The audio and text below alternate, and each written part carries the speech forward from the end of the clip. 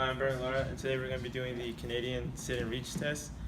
This test primarily focuses on the flexibility and mobility of the trunk and of the hamstrings. So for the materials that we're going to need, we're going to need a flexometer.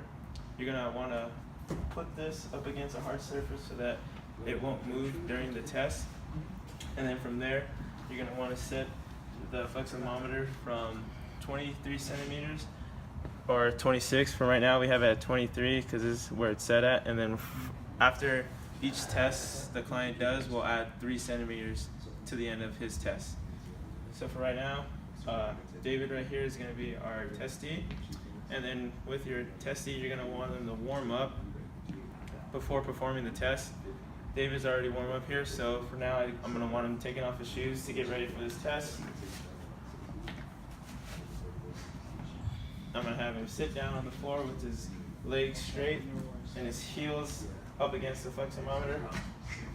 And then from there, I'm going to want him to stack his hands on each other. And then with that, I'm going to want him inhaling. Then as he exhales, push his head down and reach as far as he can. And then I'm going to want him holding it there for 2 seconds, for a 2-second count.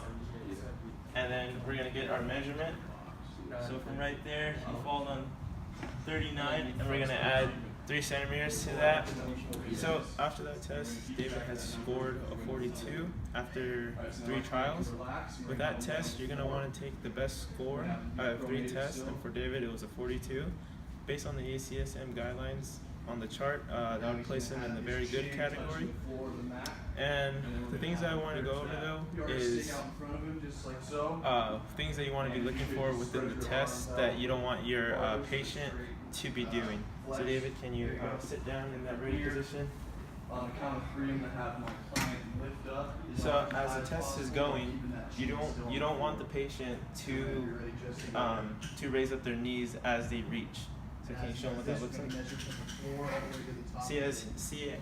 See right here, as his legs are coming up and his knees are raising high, you really want them to make sure that their legs are straight as they're reaching.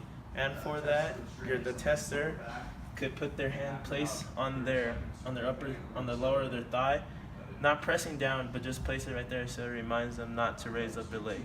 Another thing that you would want to look for as your patient is doing the test is to see if they jerk the flexometer as they reach.